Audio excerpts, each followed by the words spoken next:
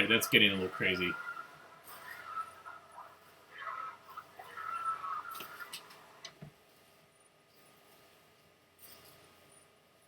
I mean, we all know where bacon comes from.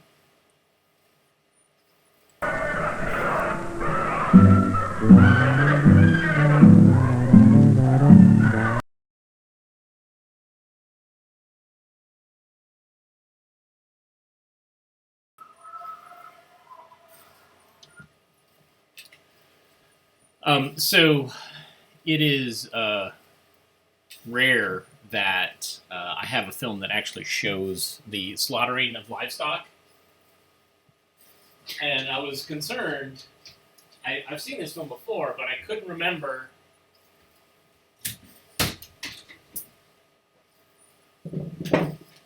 That's funny. Michael Bacon did it. I couldn't remember what it actually showed. I'm confusing this with another film which actually features a little kid, and it's more fun. But thanks, New Hampshire Network, for that.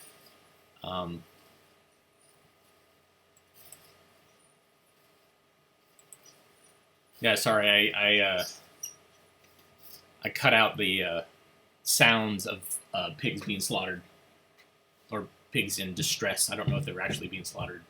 The soundtrack, but yeah, like I said, it's rare that we actually see films that show the actual slaughtering of the animals in the kill floor or whatever it's called. We see just before and we see just after, sides of pork and beef and things like that. This reminds me of a home movie day, though, where we show old home movies. People bring home movies and then we watch them.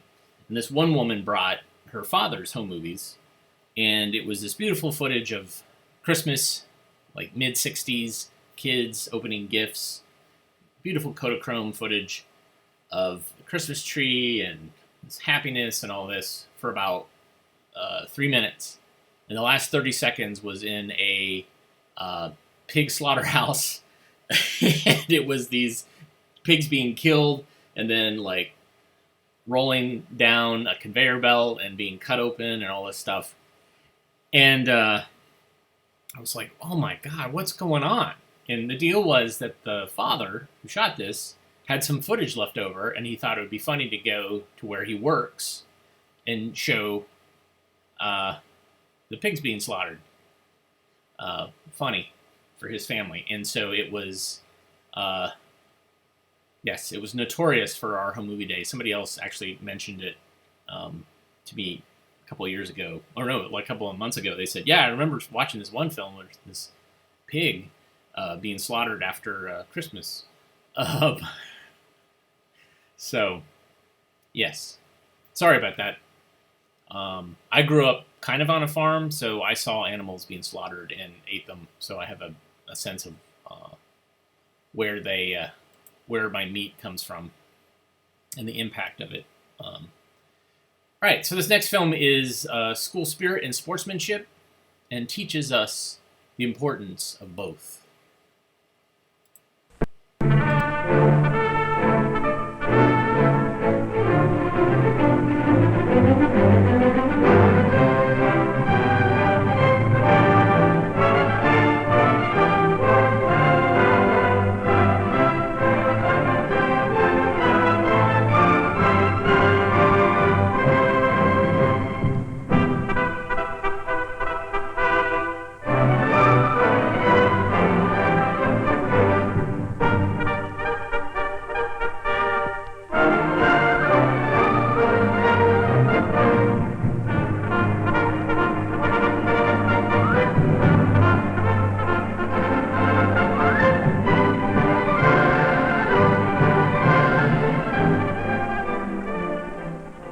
This is the story of a game.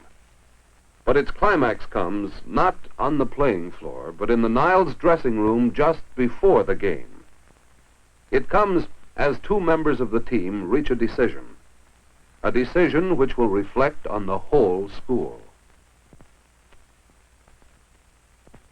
To understand this, we need to go back about a week when signs like this were appearing all over the town of Niles.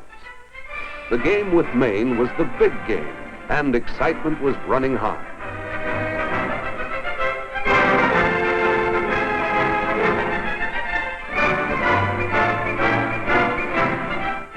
Then, one evening, with a few signs left over, some of the fellows had an idea.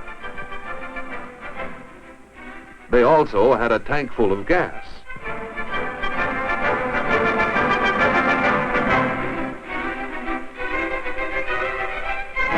So they made the trip to the town of Maine and draped their banner right over the entrance of the rival high school.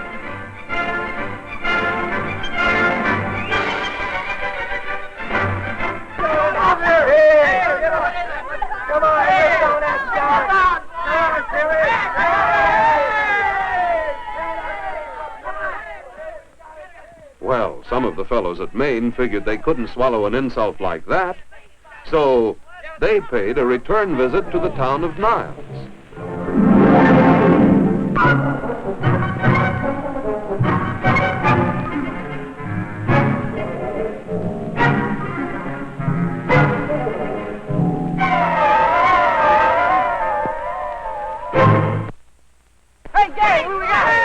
By the morning of the game, you would have thought the very honor of Niles High was at stake. Everyone was in high spirits until they discovered that somebody from Maine had paid them one more visit. Look at that stuff. That'll never come off. Listen, we can let him get away with this, kid? No! I'm gonna take it off. We're gonna beat him. Who do those guys from Maine think they are? They can't get away with that stuff. No, they've done it. Well, tonight they come here to play. Sure, and will they rub it in? Not if we can get even with them. How? I don't know yet. Hey, Joe, wait. I've got it. Their locker room. We can get what we need from the chemistry lab. They'll come out running and the laugh will be on them. It'll work, Joe. I know it will. Now listen. Yes, one thing led to another, all in the name of school spirit. But wait, think. Is this school spirit? Is it good school spirit? Does it bring credit to the school?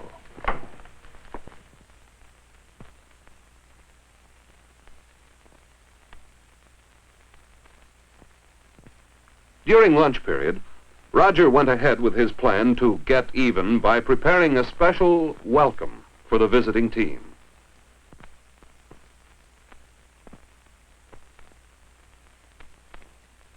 Of course, Roger and Joe were only part of the school. The others were getting ready too, but in a different way.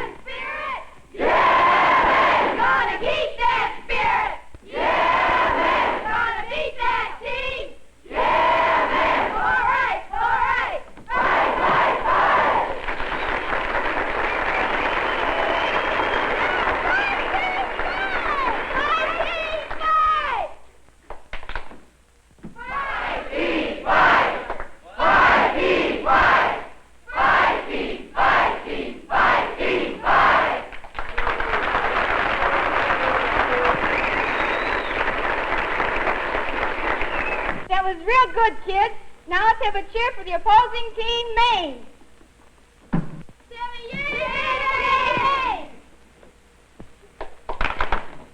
Yay!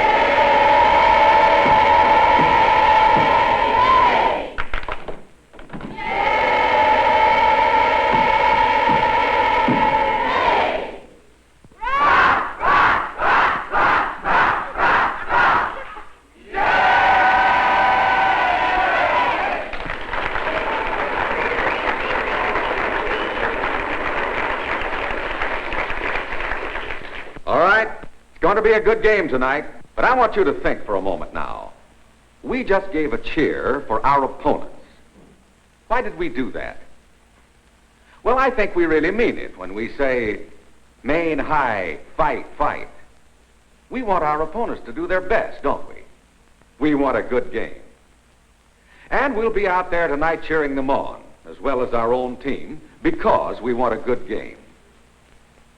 We have fine spirit in our school, and I'm proud of it. Oh, a few times this week we've almost lost our perspective, but I think we've done fairly well.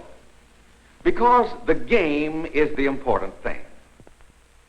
Not just winning, not getting even, but having a good game is important. Now, a good game is possible only through good sportsmanship. And good sportsmanship comes only from the right kind of school spirit. So come out and support your team. But remember, we're going to have a lot of guests tonight, so behave like good hosts, so we're sure to have a good game. That's all.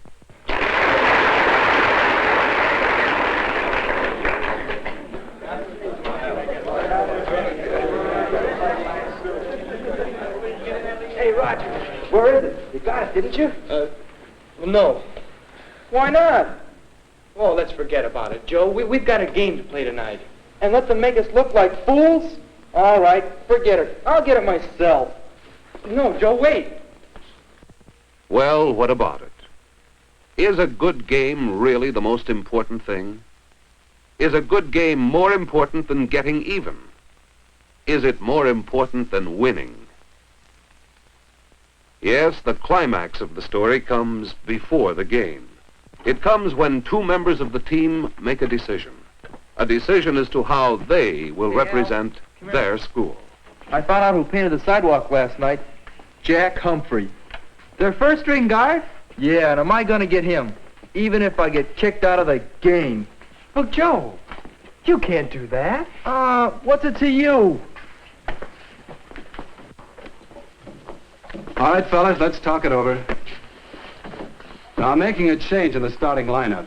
Marv, you're going in at guard in place of Joe. Now, I want all of you to hear what I have to say. I want a team out there tonight I can be proud of. And by this time, all of you ought to know what kind of a team that is. Now, we've won a lot of games together, and I've been proud of you. We've lost some games, and I've been proud of you, too. Why? Because you've played your best. Because you've represented your school well. Because in your individual play and in your team play, you've shown you know what playing a good game means. You've shown that you can combine sport and sportsmanship.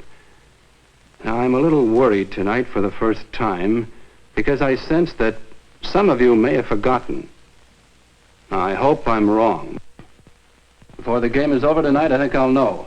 All right? On the floor now. Play it clean, do your best. That's all I ask. Let's take it. Hey, Raj, wait a minute.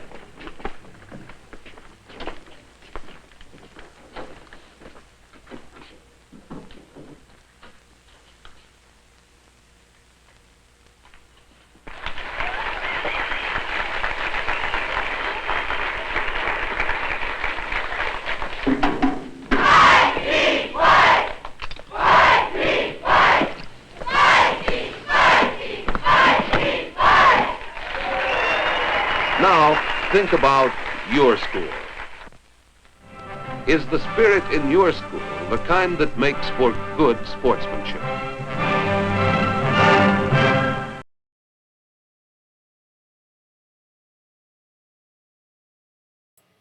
Hey,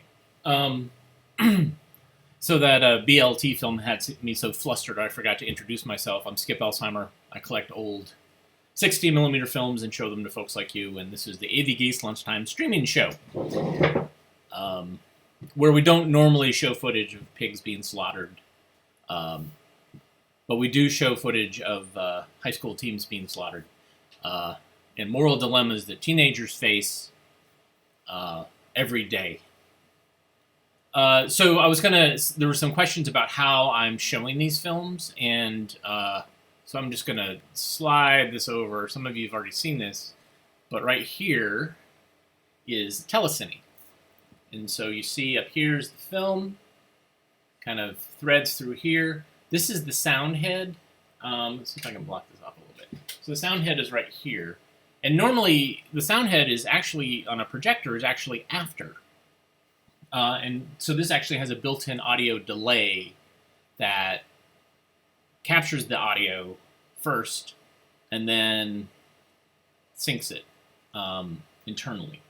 This is a German machine. It's made by MWA Nova, and they basically, this is based on what's called I think a sound follower or a sound machine. So basically, this was designed just to play back sound, 16 and 35 millimeter mag sound or optical sound. Then you would have this synced to a telecine or scanner.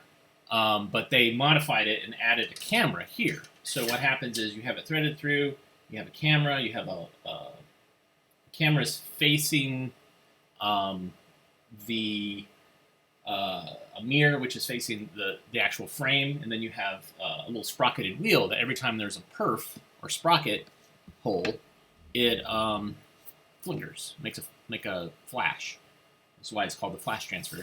And it captures a video image. Then that's going into a box, which is converting it to something that I can stream over the internet. So when I do these shows, I'm either showing it live via film or via a file that I've already captured over the last 5 years, 10 years actually, probably. And I do that kind of to mix things up, to make it to where I can show more stuff in a short period of time, instead of like showing the film, rewinding it, threading the film, showing the film, rewinding it. That's the way I used to do it, but I realized that I could kind of balance, go back and forth with the two, and hopefully make it a more pleasurable experience for you. This next film is called We Are One, and the thing is, a lot of the films that I've digitized and I'm showing you files of, I've seen almost all of those. These that I'm showing live, I haven't seen in a while, so I'm always kind of like, I don't know what this is. So I'm always kind of standing by if I feel like it's getting a little depressing or, whatever. So we're kind of world premiering this. And so there might be something really depressing, there might be something shocking, and I'll try to manage that if I can. But this is part of the experience of AV Geeks, is you're like, I don't know what this is. Let's see. So this is We Are One. So I don't really know what this is. I know it's from the 70s. That's about it. All right, here we go.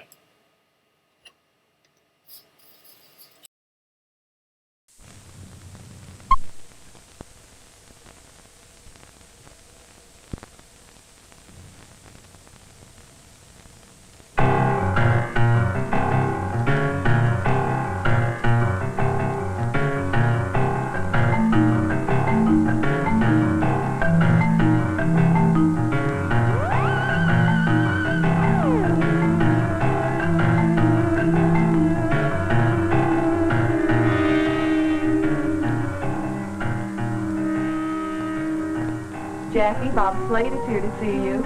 Okay, have him come in, please. Hello, I'm Jackie Page. Bob Slade, it's nice to meet you.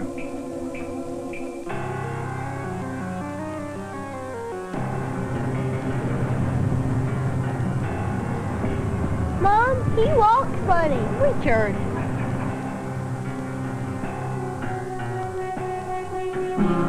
How'd you like that, darling? Great. Hey, mister, would you throw us the Frisbee?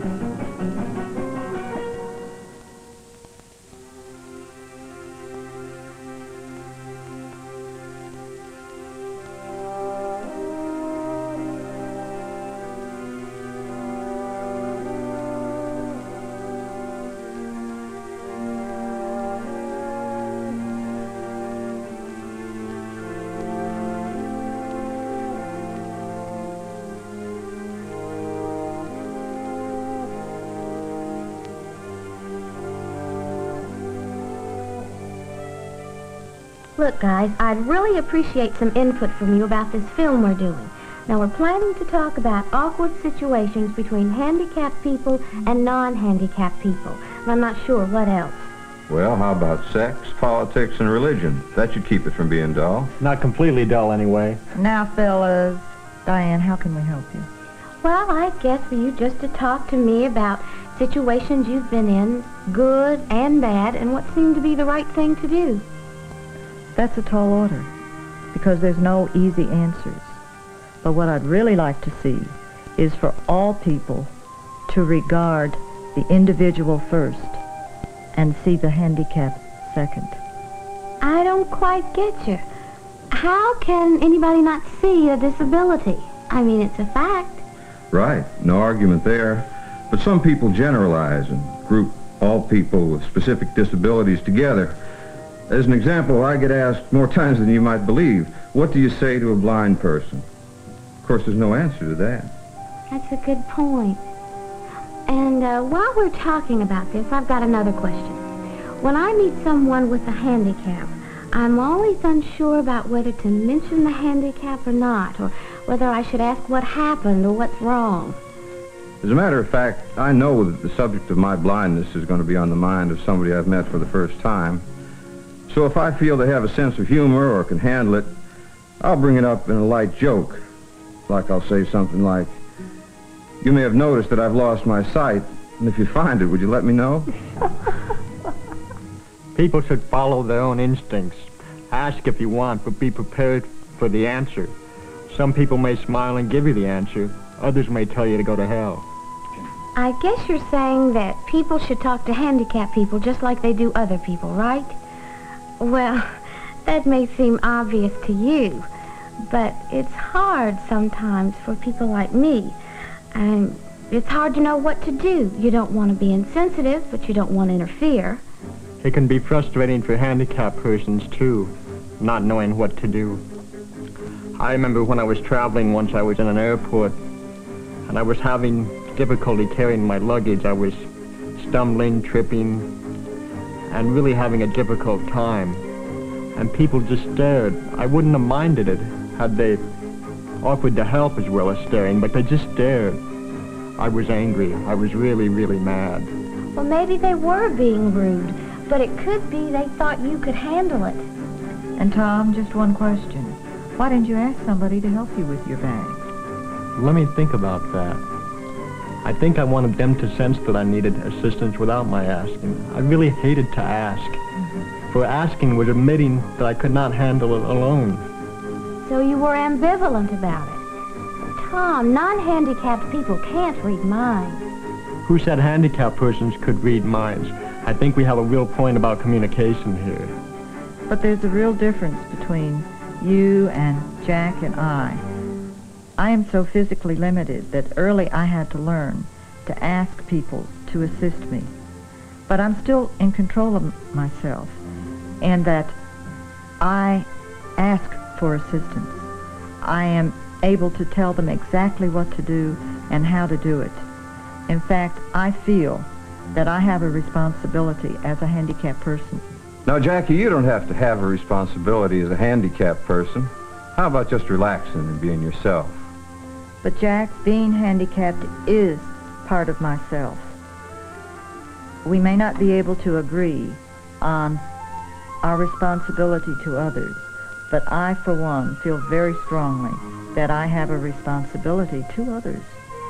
I don't understand that. Diane, many times people are very uncomfortable around someone as severely handicapped as myself. So I must try to help them feel at ease and relaxed.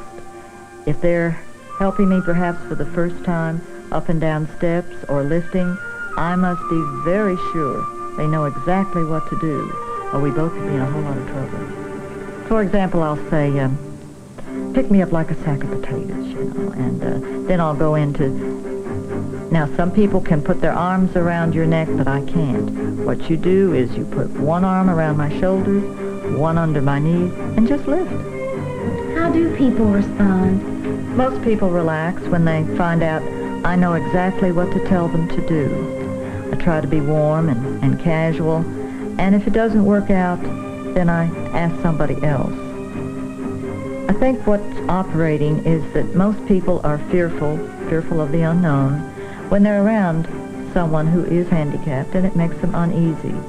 Well, I think I know one reason why people are afraid when they meet someone with a physical handicap. We realize that our bodies can be damaged. If it can happen to you, it could happen to me, and that's scary. That's very perceptive of you, Diane. Many people won't admit that physically handicapped people make them uncomfortable for that reason. But many other people don't have that problem. At least not with me. In fact, Some non-handicapped people even correct others. I remember when I was out eating with a friend one time, the waiter came up to take our order. The waiter must have realized that I was blind, but he made an assumption that was wrong based on the fact of my blindness. He said to my friend, "What would he like to eat?" My friend said, "Why don't you ask him?" How did the waiter react? Just fine. After all, it was just a simple error on his part. He didn't mean to be rude. We all make mistakes like that sometime. Then there are helpful Hannahs. They come rushing in and help you when you don't really need help. I remember when I was studying in college, people would be walking by and they'd see me with a stick in my mouth, and perhaps I'd be about ready to turn a page or not, and they'd, without asking, would come and turn several pages. And I'd thank them, and after they left, I'd usually go back to where I was. Jackie, you protected that person's feelings, and that was a lovely thing to do. But that's like when a non-handicapped person tries to spare the handicapped person something. I hadn't thought of that. I guess I should have just told her, no, I can turn the page myself. Each of us is different, just as everyone else is different. Some of us like to do as much as we can. Even if people ask to help me, I prefer to do things independently, even if it takes me longer or I have to try harder.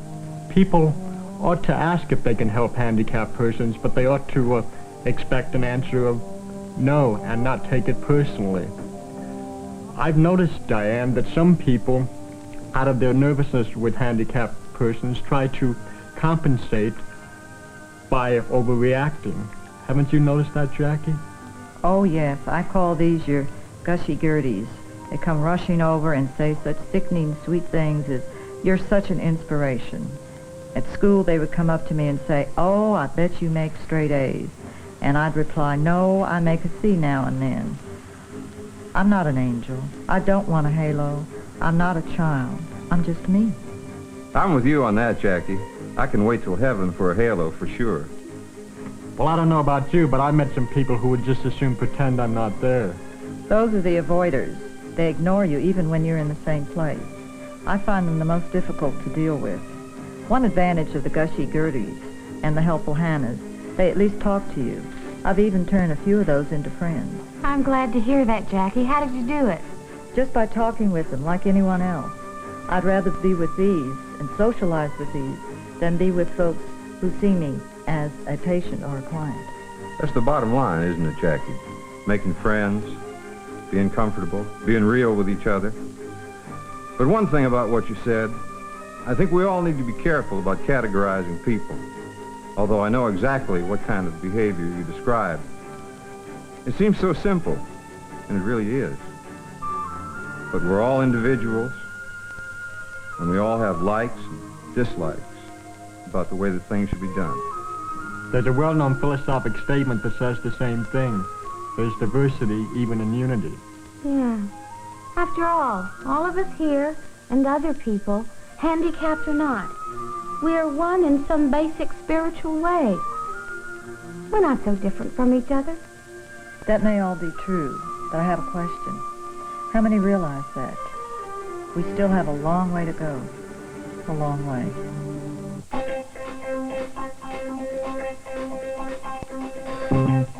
Sorry, I can't shake hands. Won't you sit down, please? I'm the one who should be sorry. I didn't realize.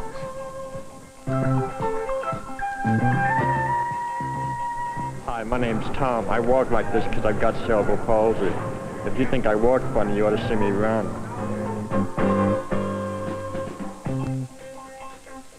Here, Dad. Oh, I'm sorry. Is your daddy blind? Yes, he is. But he can do anything. Well, almost anything.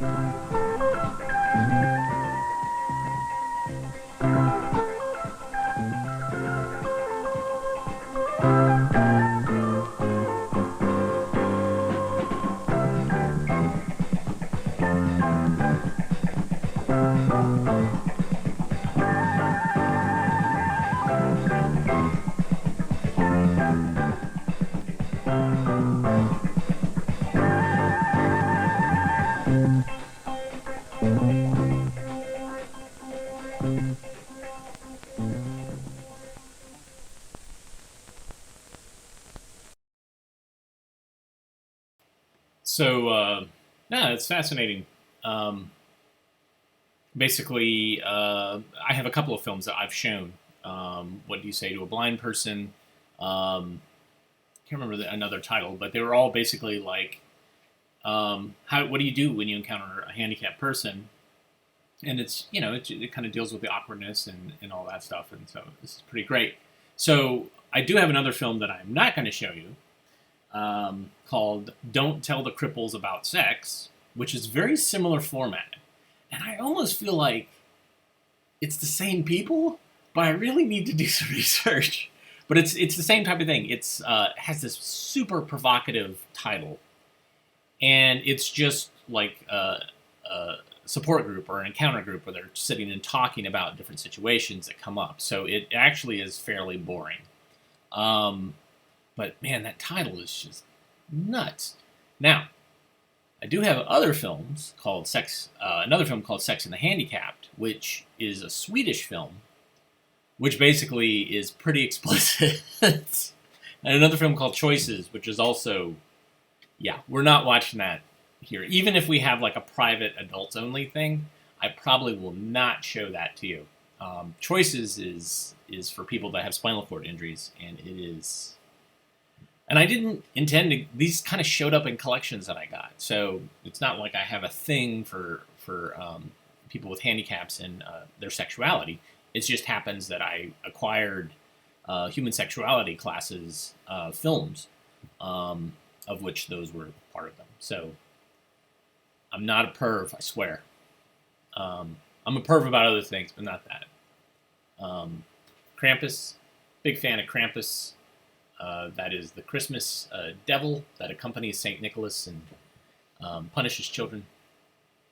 All right, speaking of punishing children, this next film is Uncle Smiley and the Junkyard Playground. So if you know the song, sing along. Who is the one when the school day is done that the kids always run to? It's Uncle Smiley. Whose is the place where the kids always race? They've got no time to waste when it's Uncle Smiley. Uncle's the one who's always busy, they know. Too busy working to get up and go. But Uncle's a friend who can never say no. So Uncle Smiley, get up and go. Uncle's the one, he's a barrel of fun. Just look out, here he comes. It's Uncle Smiley, stumbling around like a carnival clown. He's a part of the town, he's our Uncle Smiley. When there's a job to be done, old Uncle is always the one. No matter what happens, it's bound to be fun. So Uncle Smiley, get up and go. So Uncle Smiley, get up and go.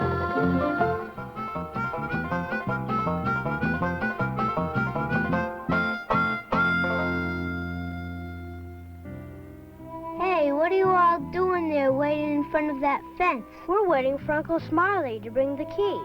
This is the day when me and Uncle Smiley started to build the junkyard playground. What's a junkyard playground? Well, it's a special kind of playground that you... Hey, what do you mean, you and Uncle Smiley? Well, when all of us and Uncle Smiley built the junkyard playground. Hey, there's Uncle Smiley coming now with the key. But what's a junkyard playground? Well, I told you, it's a special kind. You know, it's a shame that vacant lots like that just lie around with nobody ever using them except to throw trash and garbage in. But what is a junkyard playground? Golly, we've already told you 100 times. If you don't understand by now, then you just better watch us and Uncle Smiley and find out. Yeah, actions speak louder than words. What words? Oh, wow, you're too much. Poor old junkyard, lonely junkyard, nobody wants you anymore. Forgotten junkyard, you're just a dump yard, the world has closed its door. Abandoned backyard, deserted shackyard, you've every reason to cry. Poor little dump yard, you've really tried hard, but everyone has passed you by.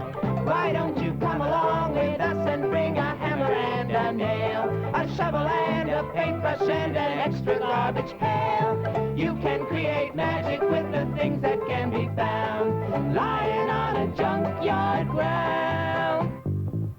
Poor old junkyard, corner dump yard, we're gonna turn you around. We're gonna change you and rearrange you and turn you upside down. We're gonna try hard to make a new yard and build a place we can play. Backlot junkyard, dirty dump yard, make a little room for me. Why don't you come along with us and bring a hammer and a nail, a shovel and a paintbrush and an extra garbage pail. You can create magic with the things that can be found lying on a junkyard ground.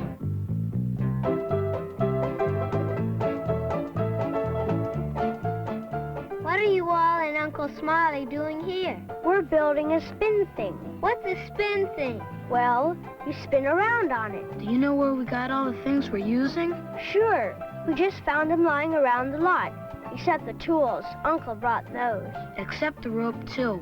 'Cause me and Uncle Smiley went to a big ship line, and they just gave it to us. For nothing? Sure. You can get a lot of things like that for nothing. You've just got to ask.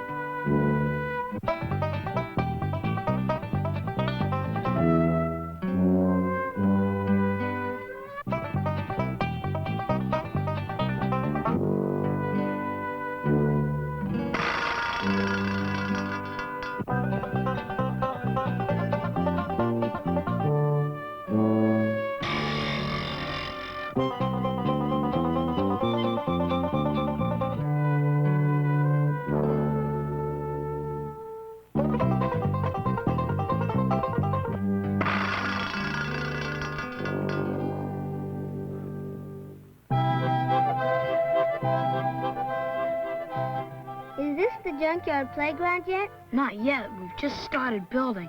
It takes a while to make things, you know. This is going to be a car. What kind of car? A car, silly. What other kind is there? Well, there are lots of kinds of cars. Real ones and toy ones, yellow ones, and there's racing cars and old cars. This is a racing car. And we made it out of old pipes and boards and stuff just lying around the lot. Except the cable spools. Uncle Smiley and I went to the power company, and they had lots of them lying around, so they gave us some for nothing. You know what's so good about making toys with junkyard stuff? Is that you can always take them apart after you get tired of them and make something new again. And grown-ups won't get mad at you for taking things apart.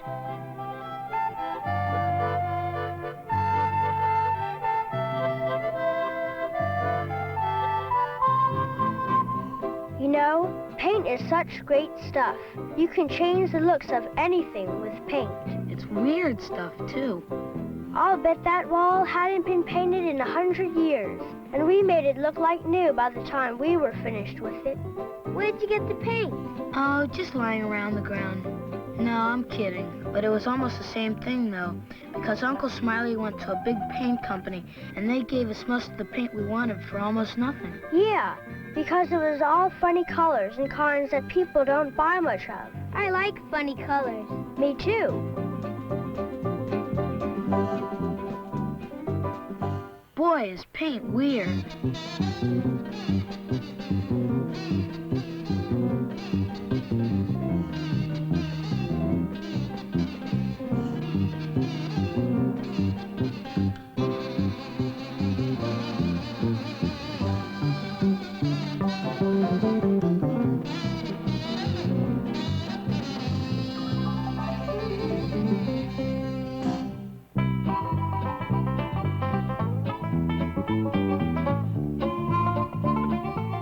What's that Uncle Smile's making now? Can't you tell? That's a swing thing. Is that like a spin thing? No, you swing on a swing thing and spin on a spin thing.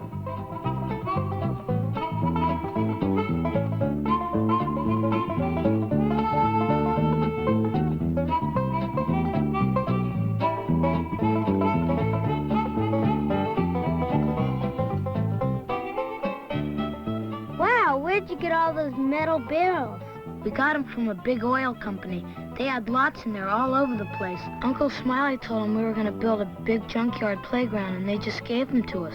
But what is a junkyard playground? I keep telling you, you're looking at one right now. You mean all those barrels and things? Well, yeah, but they're only part of a junkyard playground. It's the idea that counts. You mean like taking all sorts of junk and things you can get for free and making playthings out of them? Yeah, and the idea that you can take them apart and build something else whenever you feel like it. I think I'm beginning to get the idea.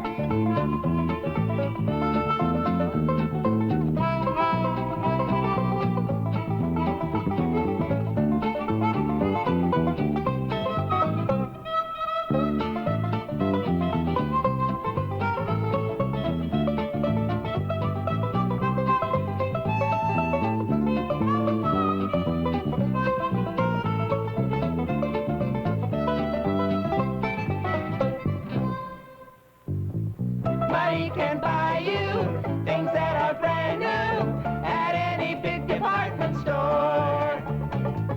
But it can't buy you the satisfaction of doing so much more. Those throwaway things and broken playthings are all reusable, you see. Yeah, all that old trash is worth more than new cash, so junkyard makes some room for me. Why don't you come along with us and bring a hammer and a nail, a shovel and a paintbrush and an extra garbage pail? You can create magic with the things that can be found lying on a junkyard ground.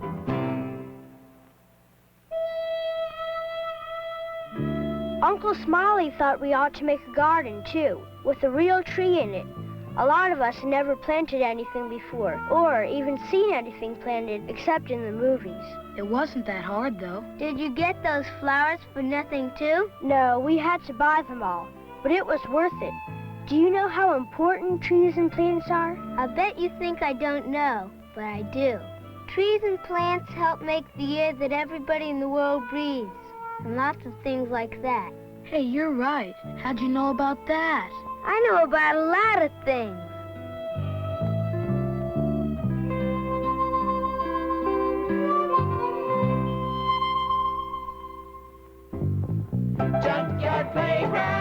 Junkyard playground, you're not lonely anymore. We've really changed you and rearranged you, and now you're so much more. Now people pass by, they stop and ask why, they never noticed you before.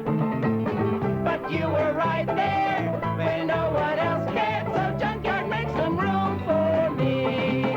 Why don't you come along with us and bring a hammer and a nail, a shovel and a paintbrush and an extra garbage pail? You can create magic with the things that can be found lying on a junkyard ground. Gonna build a junk playground. Gonna build a junk playground.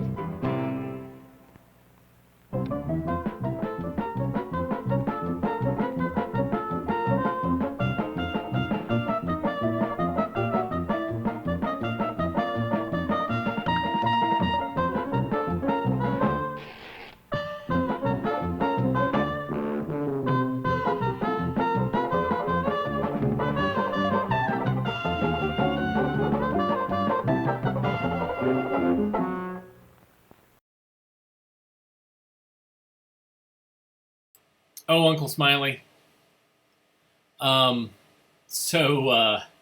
shown, how many Uncle Smiley films have I shown? I was looking that up. I think I have 2 more to go. Because I have a collection of them. I don't know if I have all of them either. I feel like there's maybe 1 or 2 that I'm missing. Let me see. So I have...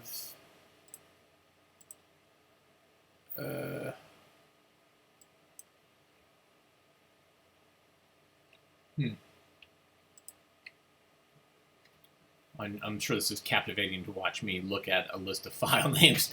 I have 6, of which we have shown 3. That's it. I'm sure we've shown more than that. I'll have to go through, but I'm running out. I need to see if I have more that I just have not been transferred that I've gotten since I did this compilation DVD of Uncle Smiley films. And man, crazy songs every single time. Every single time. Jim Burrows, he made other educational films, and he also had crazy songs in them as well. I don't know if he's with us any longer. He was my friend on Facebook at one point. We had exchanged some pleasantries, but I never really got in there and asked him about writing Uncle Smiley films, etc. This is interesting. I was going to show this film, but I realized it's what we call an iconographic film, meaning that it's just panning across a page of artwork, and it's not very good. But I did want to show you this.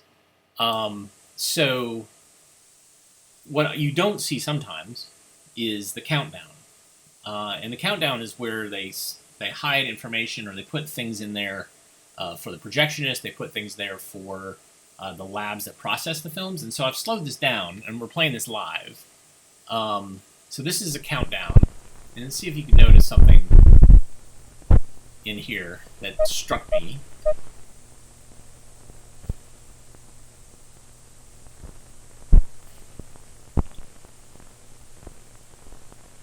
All right, I'm going to rewind it. I'm going to try to rewind it. Let's see what happens. So there's one of the leader ladies, or China girls. Then there's that. Oh my gosh.